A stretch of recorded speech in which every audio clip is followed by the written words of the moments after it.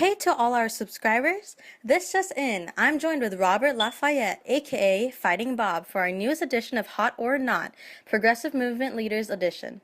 I'm your host, Mary Smith. Mr. Lafayette, why don't you start off with telling us a little bit about your background? I'll tell you what, Mary. I was born on July 14th of 1855 in a log cabin out in Primrose, Wisconsin. My father, Josiah Follette, passed away when I was a little baby, and my mother, coincidentally with your name Mary, remarried a fellow named John Saxton. Mr. Saxton was a much more severe man than my papa, but he saw a lot of potential in me. He was the one that suggested I take up law. My stepfather passed away, so my mama took the family to live in Madison.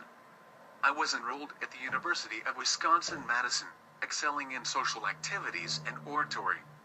I wasn't really serious in school, but I managed to graduate in 1879. So Robert, or Bob, could I call you that?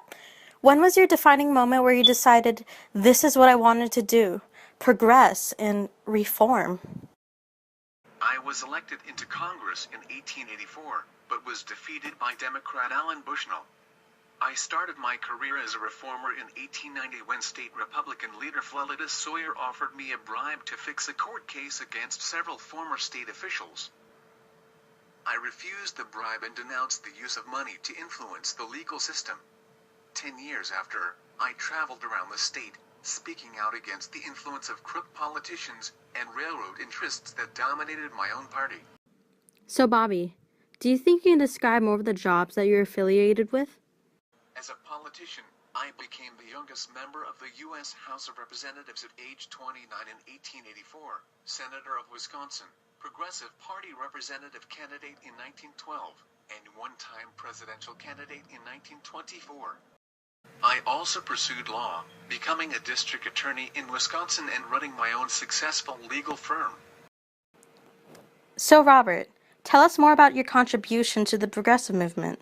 I pushed for a direct primary system, tax reform legislation, railroad rate control, and the Wisconsin idea, collectively aimed at weakening the control of party bosses and turning over public administration to popularly elected leaders.